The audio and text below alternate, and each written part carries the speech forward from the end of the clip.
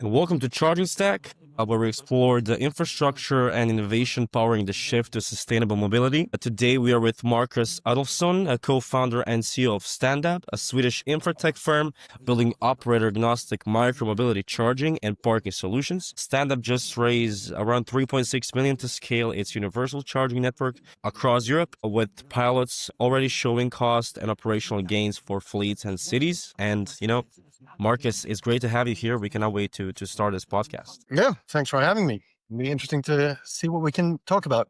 Absolutely. We had a great experience with Swedish startups, and we can only imagine this one's gonna top all of our expectations. I wanted to start kind of with the origin and the mission of Standab. So tell us maybe how Standab was born. What gap in the micromobility infrastructure did you set out to fill? Let's say that. Yeah. No, I mean, as you said, we're a Swedish startup. We're based in Stockholm. In around 2018, the e-scooters started flooding the streets of Stockholm. And I think we had about 25,000 scooters in a city of 1 million inhabitants. So they were literally everywhere. At the time, we had another company. We were working with urban infrastructure. We saw that we could have a solution to this. So I literally wrote a mail to City Hall saying, yeah, we have a solution for the parking problem. They called me up and said, well, let's meet in a week. So that gave us about a week to come up with a solution for the problem. And then we created just a regular parking infrastructure or a parking rack, I'd say, to handle the scooters because there was no infrastructure in place to handle this new mode of transport. And yeah, that took off. Actually joined on board quite quickly. They put us in contact with Hamburger Hochbahn in Hamburg, who is the PTA there.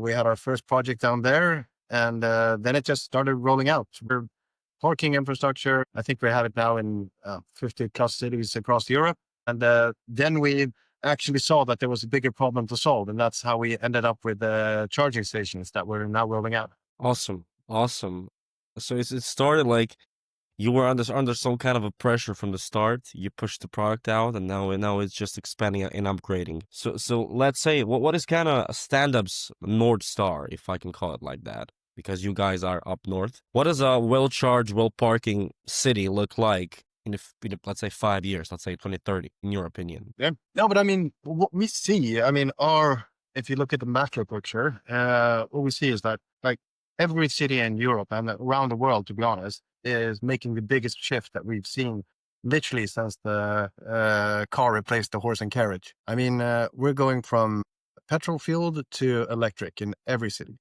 Every city is making it more pedestrian friendly and more cycle friendly, and we're getting cars out of the city. But there's one big problem. The infrastructure is not prepared for it. I mean, for EVs, it's not a problem. I mean, it's already on EU level that they have like 3 million parking spots, public parking spots lined up for charging before 2030. For smaller EVs, light electric vehicles, there's literally no plan at all. So that's the gap we're looking to fill. And I mean, the need for transportation is not going to change in the city. We have the same amount of people. They're making the same trips. We just want to change the mode of transportation. So our North Star is making inner cities more friendly to micromobility, and to make that happen, you are going to have a universal charging network where these can charge. I mean, everybody just says like, oh, look at Paris. They banned the e-scooters. Yes, they banned the e-scooters, but instead they gave place for bikes, e-bikes. Mm-hmm. You have the same operators making more trips than the e-scooters were making than they were there. I mean, really the mode, if it's an e-scooter, if it's an e-bike, if it's a pod, wherever it may be, how you get around town, it is going to have to be charged. And that's the gap we're looking to fill.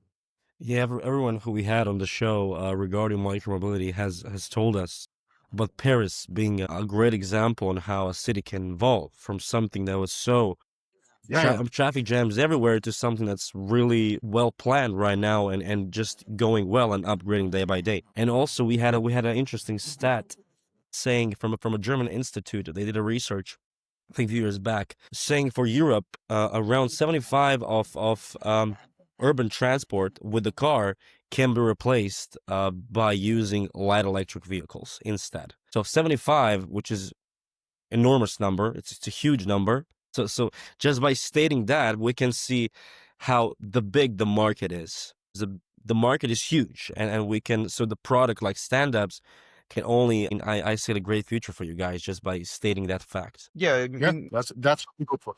just to chime in a bit, I see how universal the product is. So, I mean, you work with Lime, with Wave, with Dot. So all these big micromobility players, we saw some micromobility mergers earlier this year. So all of them just grew bigger in an instant. And since you're serving them all, I mean, you kind of positioned yourself as a key infrastructure players here. So, they're not direct competitors. And I mean, just looking at the list of partners you're working with currently, I mean, this is amazing. I mean, the solution is so simple. We just talked earlier before this episode how this is so cool because you have a single product, you use the single problem to make a solution. It works. It's simple. It's not too complicated. It works well with any supplier, with any micromobility operator. And I think this is something unique on the market, which actually leads me to the next question to talk a bit about the product. Could you maybe walk us through your main offering, how your charging rack, the Marma charging hub, how does it differ from a typical bike rack? What are some key differences? No, I mean, we started creating this and our sole focus was UX. I mean, for the person who's riding any micromobility vehicle, this has to be the absolute easiest way to park. So what we did was actually, we looked closely. We looked on our desk. What's the easiest thing to use to charge? And at the time, it was the MagSafe from MacBook. I mean, just when you got the contact anywhere near, it would just, with a magnet, suck it in, put it in place. So we literally created the same thing. So on the adapter that is placed on the scooter or bike, there's on the bikes, there are actually a magnet on that side as well. And then on the rack side with the receptacle, there's a magnet. So for the user, you just come up, park it, slide it in. It has a flexible head, so you can come in from more or less any angle from the front, and it will just suck into place and start charging. And by doing this, we can also enhance the UX it's a really easy line of code for the operator to end the ride automatically as soon as it's charging. Because, it gets the bike or scooter knows it's charging. Parameter 2, it's not in the warehouse, i.e. it's correctly parked in a charging station. There you can have an end ride automatically. So you don't have to take pictures or a photo to show you're correctly parked, etc. You can just slide it in, walk away. No need to use the kickstand or anything. So that is really the UX part. It has to be the easiest and nicest way to park. The second part was making it operator friendly. So there's no API, there's nothing. All we do is talk to the battery with a plus and minus. So they don't need to integrate anything. They just put it on, plug it into existing cables, and it works. And then they can use it in different ways as a competitive advantage, what they want to program, what they want to do with it. But for them, there's no hurdle in actually getting the station on there. And then we've worked a lot with the suppliers. I mean, there are two major suppliers of e-scooters and e-bikes, which are Okai and Ninebot. And we work very closely with them to make this retrofittable on the existing fleet that is already out there, but also being able to put on the new fleets and the new vehicles that are coming out there today. So it's been a lot of work in the background to make something look simple, but it has to be simple for all involved parties except us, so to speak. It has to be simple for the operator, it has to be simple for the user, and we have to work really hard to make it that way. Yeah, when it looks simple, actually, I mean, there's a lot of things behind it that made it simple, that made it a great, UX. Usually it's like that. People see a simple product, but it's actually a really well thought product. Just to tie this with another question, since this is so simple and we can see the claim that it's universal, but just a question, how universal is it? So we see that you can support more than 85% of existing bikes and scooters, which is pretty bold claim and a big statistic. What kind of challenges did you have to achieve this? Because we know that there are no two same bikes or two same scooters. Each one is built differently. So how did you manage to achieve this universal feature? I'd say one of the biggest problems was pure physics or pure physical. Find the height that would be a good fit to place an adapter on the e-scooter or e-bike in practice. And this is really hard. I mean, all different suppliers, they have different heights of their IoT section on the stem. The steering bars are a bit different height on the different vehicles and on different bikes, etc. And we have to be adjustable, so it can't be like it has to fit on the millimeter. That's why we have a flexible head as well, so it can fit as many as possible. I mean, the only thing they have in common is ground level, and you can't really put charging on the ground in a city environment. So we had to find the next big thing or the next best thing, and that is a height where we found that we can work on. And right now, I mean, we are working closely with the manufacturers as well.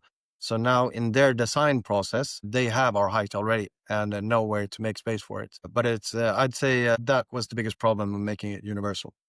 Now, speaking maybe about metrics. So you run pilots in partnerships with operators. What metrics stood out to you? For example, cost reduction, swap reduction, fleet availability. What stood out to you the most? I mean, we knew that we were going to reduce the swaps significantly. I mean, it's just a simple fact. More electricity in, less battery swaps. So we really saw that we were taking out a lot of the swaps. What surprised us the most was how much we could get the fleet availability up.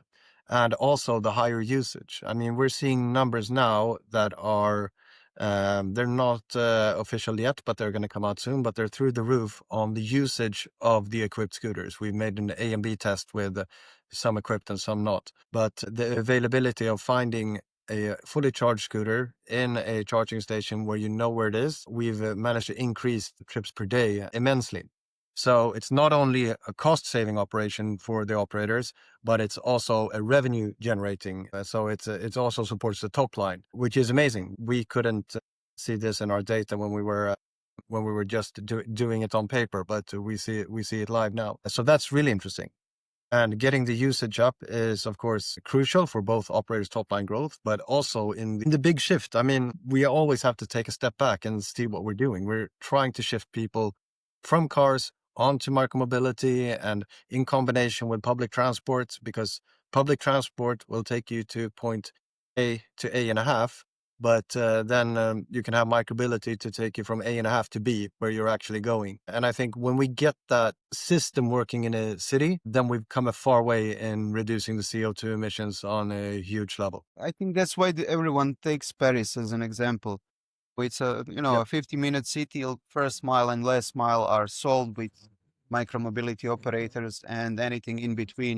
We have rentable EVs and car sharing services, fleet floating, and so on. So I get it. Why would someone use Paris? And I think your guys are a perfect fit. I mean, it makes sense when you affect the top line that much. Why someone like Way would want to partner with you? It's so obvious. It's the benefits Yep. so clear. It's great. I really don't know what to say. It's just congrats. Incredible. Something so simple yet it works. It boosts revenue. We'll talk a bit more about some other future stuff, but Martin, please continue. I interrupted. Yeah, I was thinking like now speaking about cities.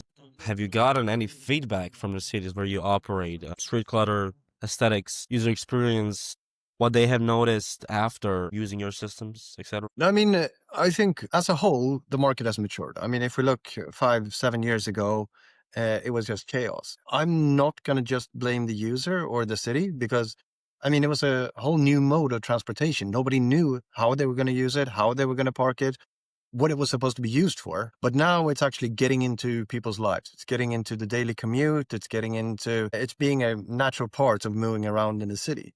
And this is also helping people to know how to park, where not to park. And regulations are actually coming. I mean, if there's something slow, it's regulations in cities. And those are actually starting to catch up now. So we're seeing a better and better situation. With the cities that we've had, I mean, the major things we've had where they're positive is like, well, you have these hubs around train stations, etc., where you have emergency exits that can't be blocked with anything, and they're seeing a huge improvement on those places. In Bærum, which was really outside of Oslo, which was a Standab project, they actually had during the whole period we were up, they had 0 complaints from citizens of badly parked vehicles, which was amazing. I mean, we're not going to reach that result in every city, but it does improve the overall look of the whole fleet as well when they're parked correctly. And cities have been extremely positive. I mean, they're looking for a way to solve this issue. It hasn't been out there yet. Awesome. Great. Philip has an interesting question, so I'm passing the torch. Yeah, I mean, all this sounds perfect, and it seems like the right way to go. And I mean, you just won the 3.6 million round. By the way, congrats on that. It's a huge deal, and I suppose it's for EU expansion, because what we've from you till now is that product is solid, feedback is awesome, it's affecting top line revenue. So what are your plans for deploying that capital? I mean, that capital is only focused on scale.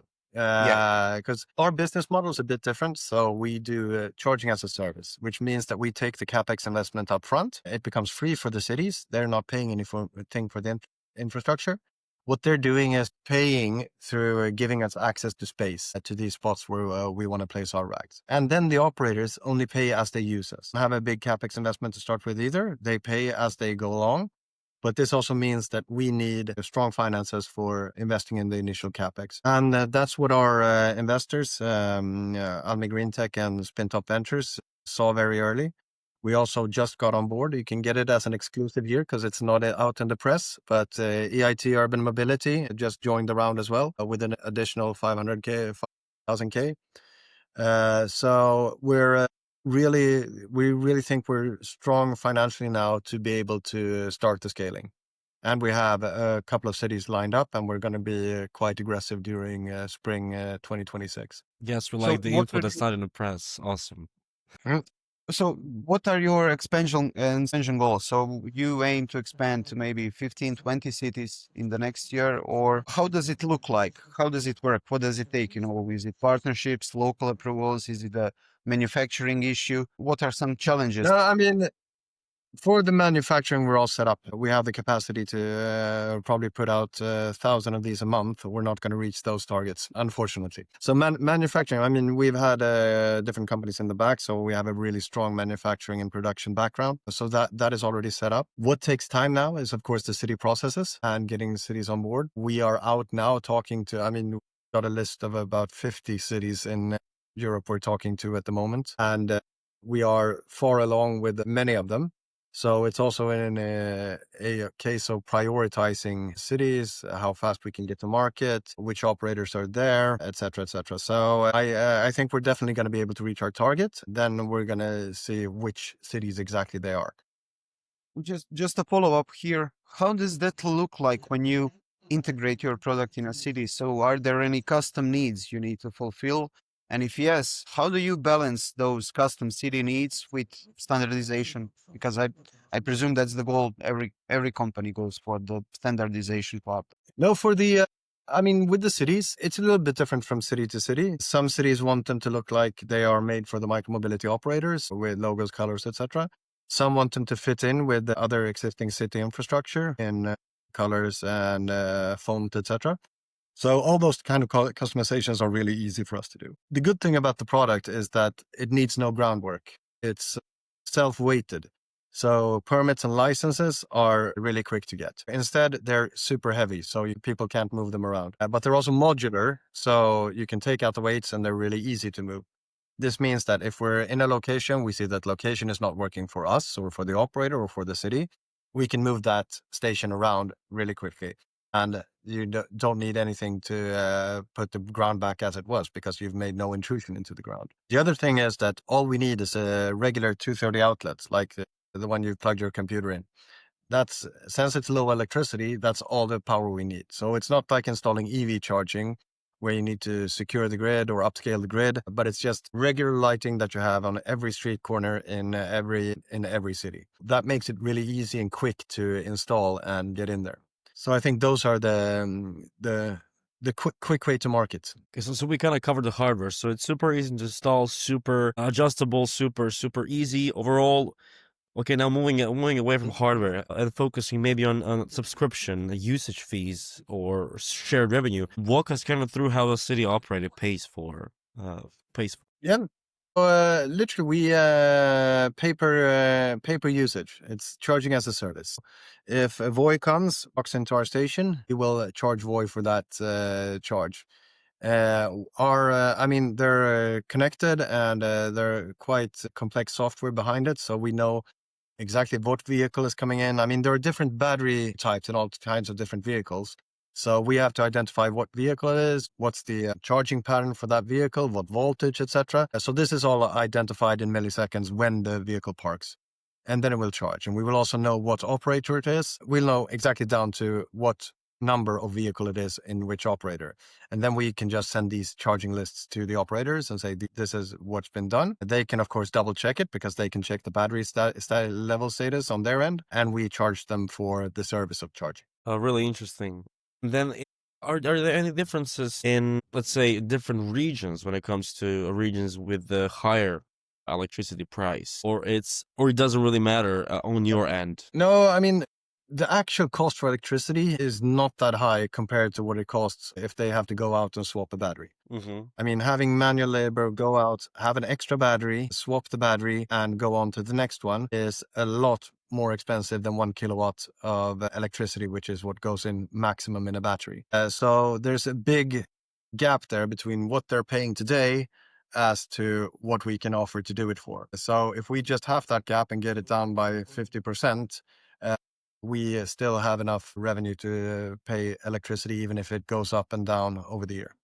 Absolutely, absolutely. I always don't understand how. I mean, we will see, but also not only light electric vehicles, but also like the proper EVs, cars. For example, Neo has their own system of battery swapping. And they always say, there's a lot of articles say, okay, this is the future. Battery swapping is the future, and currently I just don't buy it. I don't see how that can be something, how we can all carry an extra battery, have a station for the battery swapping. We'll see. It does sound a bit more eco-friendly, I mean, but I'd argue it has a future. We just recently published an article on an Indian company called Ability Electric. So they're positioned in the world's three-wheeler capital. I'm not really sure what's the name of the city, but so they have these stationary swapping stations and mobile swapping stations. So how they work is instead of charging, they just swap it out and it's less than a minute and the light TV in this case goes on. So they are focused on three-wheelers. So they consume really a small amount of electricity. The batteries are lighter and so on. So I get it. Why would someone go for swapping? But in this case, where we have a city with micromobility operators, I mean, swapping is not I'd argue it's not that feasible as Standab's charging solution. Moving forward, I'd like I think it's gonna.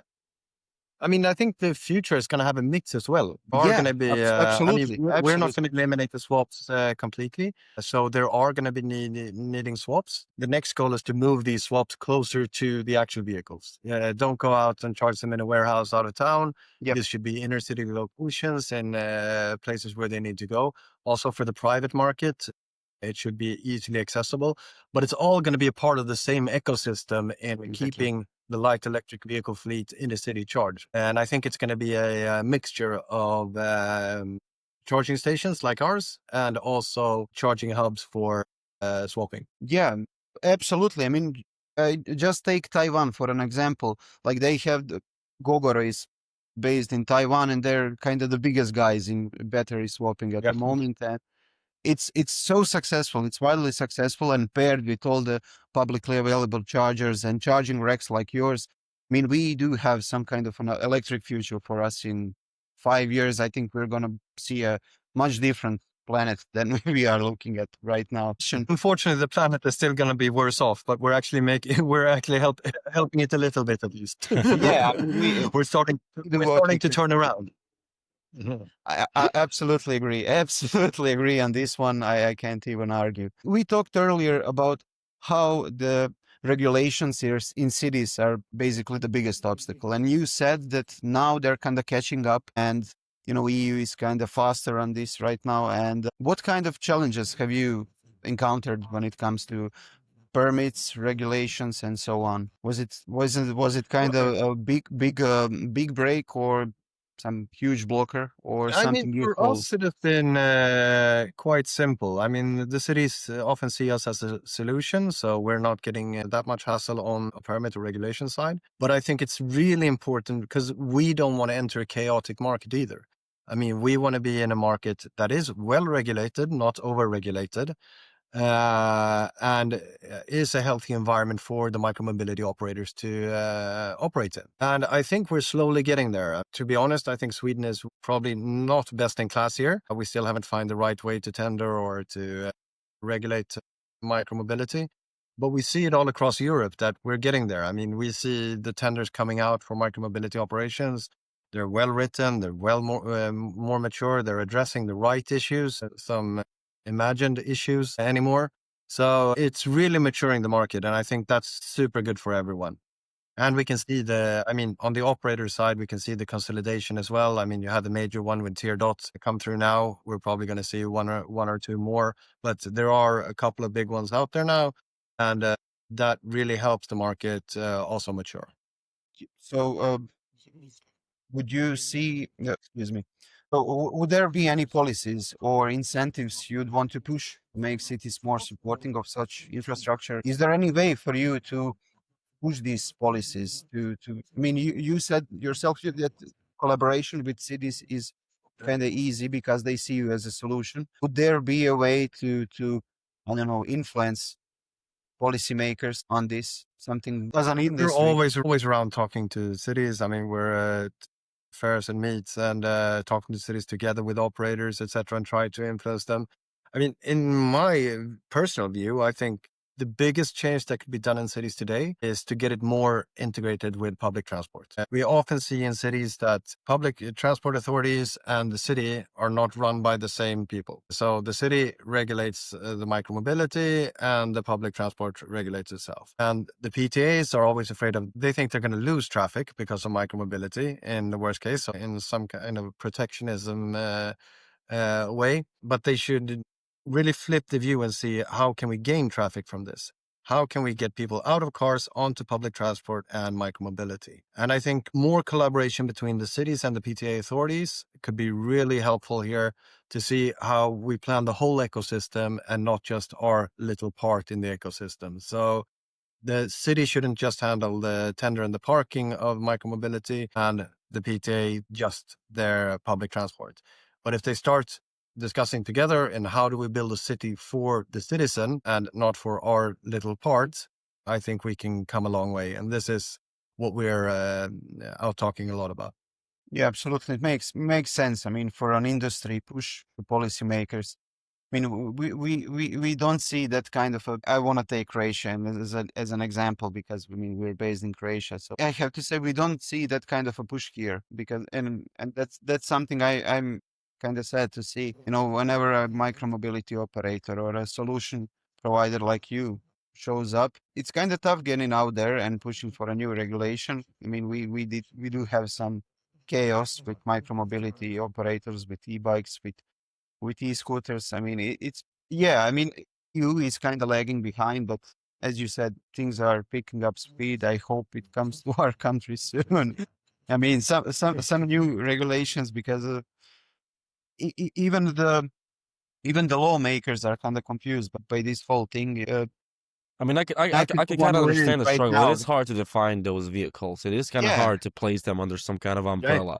definitely. yeah, It's not yeah. easy. It's. I mean, definitely we don't need more lines when it comes to separate lines for those vehicles because also then it's okay. Is this only for scooters? Is this only for now much faster electric bicycles? Like how do we define them? Where do they drive? So it's Yeah, I mean, and what you Yeah, but the mentioned. thing is that we've Sorry. managed to develop cities for cars, but we've done this over a century almost. Mhm. Now they are with the cars. And cars didn't come 23,000 cars to Stockholm from one day to the other. They gradually started to increase. There was one car, then there was two cars. I mean, for micromobility, it arrived overnight in a city that was not prepared for this kind of transportation. So it is going to take time to actually turn the table and turn the of transport we have in a city. And it's unfortunately cities, the EU, everything takes time, but it's also going to be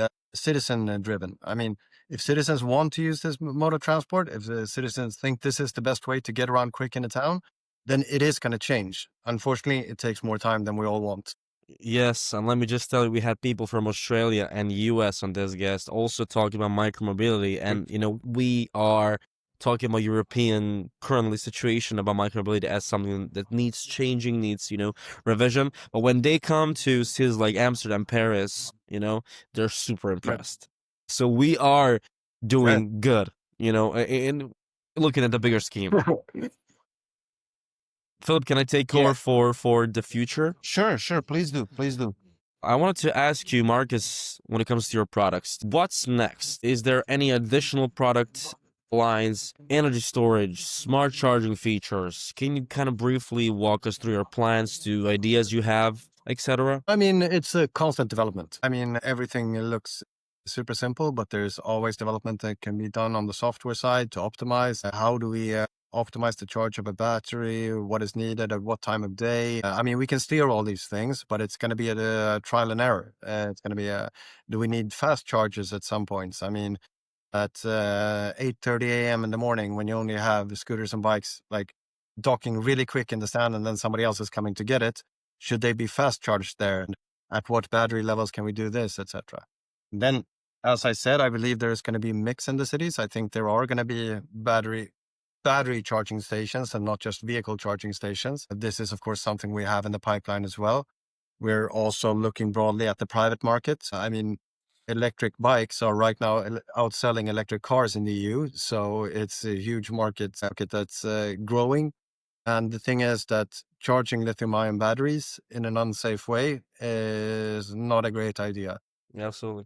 I mean, we've seen it New York has been in the headlines with a number of fires they've had, but this is going to spread. I mean, insurance-wise, I mean, we had in Poland the warehouse that burnt down in a UNESCO World Heritage Site, and these are going to be problems that are going to be appearing with this. So charging and everything has to be done in a very safe way. I mean, that UNESCO Heritage Site, it wasn't even the batteries or the bicycles that started burning. It was a workshop next to it.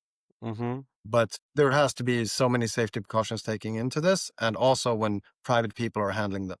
When the operators are handling them, they have safety measures, they have protocol on how to handle every battery, on how to report a bad battery, etc. The private market doesn't have those measures in place, and if they're dropping a battery or whatever it may be. So the private market is going to be enormous as well. Exactly how we are going to approach and attack it is not set in stone yet, but it is in the pipeline for Standab, definitely.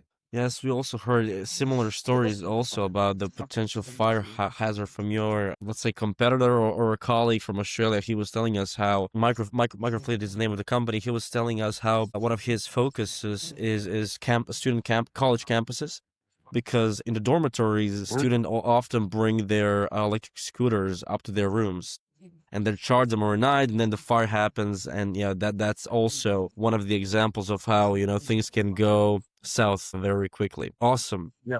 So then, maybe speaking geographically, do you have any ambitions beyond Europe or to serve other light EVs, cargo bikes, etc.? Yeah, definitely. I mean, those are all in the pipeline, and we have ambitions outside Europe as well. I mean, it's always, as a startup and a multiple founder, it's always easiest to dig where you stand, and so to speak. Mm-hmm. So we start in Europe. We know the market very well. But of course, I mean, our clients have global ambitions and have a global presence. We should be where our clients are. So going forward, we're definitely going to go look outside as well. Awesome. Well, we wish you all the luck in the expansion. Then again, talking future, let's say again, 2030 scale. What scale do you hope Standab achieves? Cities covered, racks deployed, energy delivered, whatnot. I mean, that's not so I'd far say from we're now. I in, mean, we are entering 20. I mean, it's like exactly 4 years. No, but I'd like to, if we look at Europe alone there, I'd like to see us in roughly 200 markets in Europe in 2030. These are, of course, going to vary in size from very small markets to very large markets, but that's the ambition we have, and it's a very reachable ambition as well. become. I mean, our vision is, of course, to becoming the standard for light electric charging in Europe. Awesome. Wish you all the luck in the future. I mean, it's definitely going to be, definitely sounds like an ambitious plan, but we are, definitely not Yeah, it sounds questioning like you're on abilities. a good route. It seems like you're on a good way to achieve this. Because, I mean, global partners, global presence, and as you said, you need to be where your partners are, and that's everywhere. So we wish you luck in this. We reached this part of the episode where we have some kind of a lightning round. We have some one-liner questions. Short, simple answers. These are the questions that people love to hear the most, and ones that make good short videos. Yes, So definitely. the first question will be, what is one feature people underestimate in micromobility charging? Simplicity. It has to come from UX. I mean, the user is the one using the micromobility and is supposed to get in the charging. It's simplicity all the way. I mean, I can't agree enough. I mean, if I want to charge an e-scooter, I just want to leave it there and return back when it's charged. Yeah. And I And hate when another, each charger has their own app, and then you have to stand there.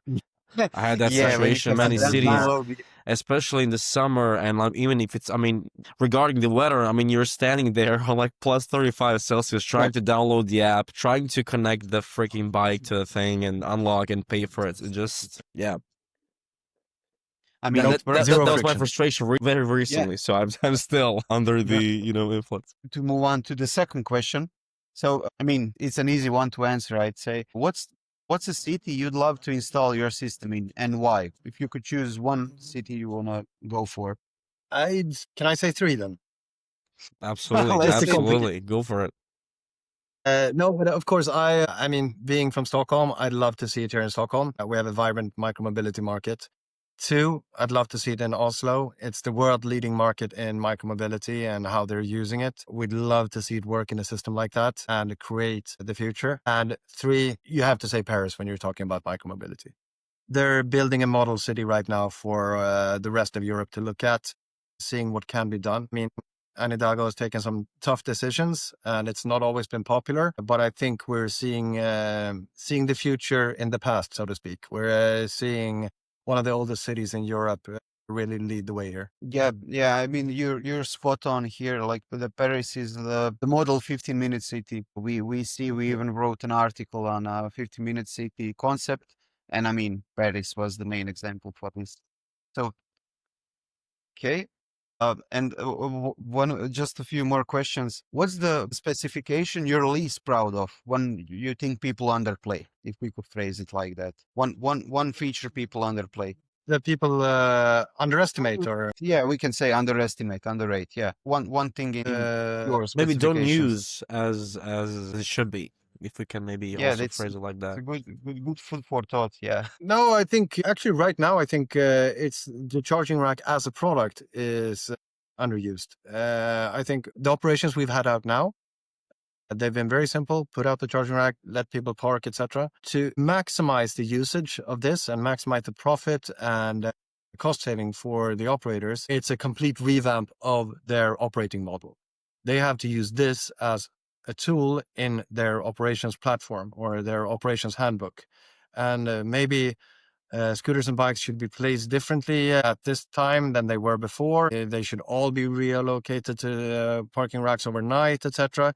But I mean, they've got really advanced algorithms right now that tell them where is the usage, where do we put this bike or scooter to get the maximum usage during a day. And this charging rack or charging station has to be included into that algorithm and see how can we maximize the output from this and simplify for the user.